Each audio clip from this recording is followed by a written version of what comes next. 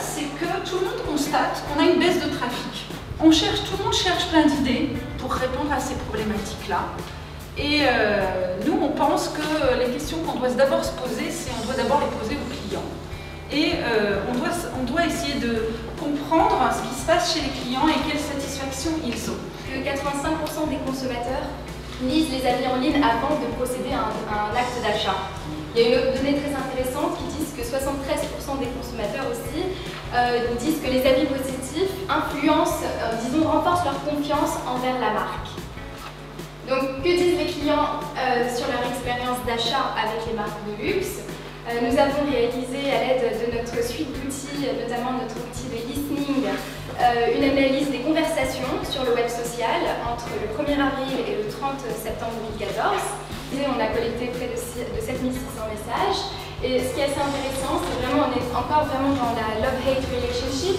49% des messages sont positifs, mais il y a quand même une énorme part de messages négatifs, 28% du message, et 23% sont neutres. Que les avis des consommateurs ne se passent pas seulement là où vous êtes en ligne, pas sur votre page Facebook et votre compte Twitter, mais vraiment sur l'ensemble du web social, et il ne faut pas le négliger. Les gens qui sont contents du service après-vente ou du service client marque de luxe vont beaucoup parler de l'ambiance de la boutique, de la belle déco, de la force de vente. Ici, on parle de wonderful shopping experience, the staff is attentive.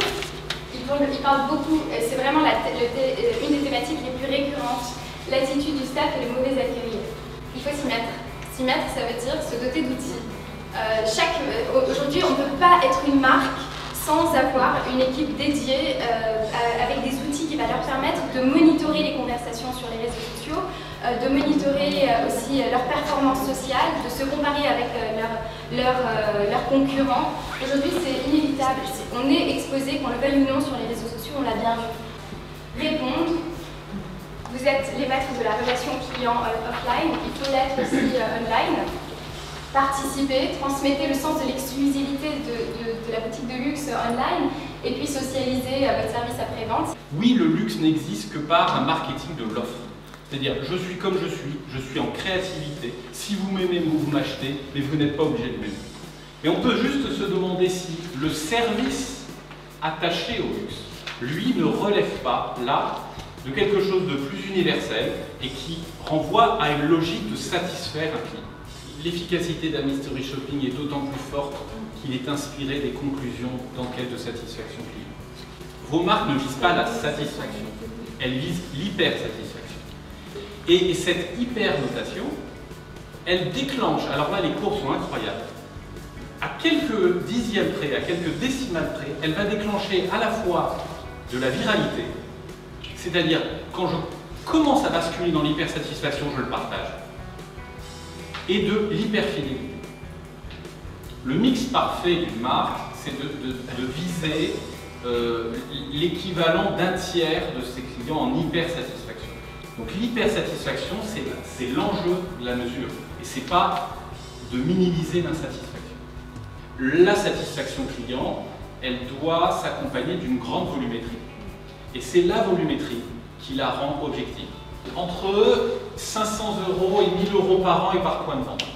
Voilà, si on peut le résumer comme ça. Et qu'est-ce qu'on a pour cette somme-là? On a en gros toute l'infrastructure IT qui permet en point de vente de saisir des adresses email ou des contacts, et ensuite de pousser un questionnaire, d'administrer ce questionnaire, de développer des alertes en aval de ce questionnaire, c'est fondamental, hein, et je dirais, synthétiser les principales conclusions. Alors il y a quelques règles pour maximiser ce taux de retour. Il y a une première règle, c'est le multicanal. Voilà. C'est démultiplier les points de contact parce que ça donne une représentativité au résultat qui est bien meilleure. Bien meilleure. La deuxième chose, c'est 5 questions, 5 minutes, 5 options. Voilà, il faut prendre l'engagement de questionnaires courts, rapides. La troisième règle, c'est le contingentement. Un client ne sera jamais interrogé plus d'une fois par an. Et d'ailleurs, c'est une logique aussi de représentativité du résultat. L'autre point, c'est réserver un sort particulier à votre top 1%.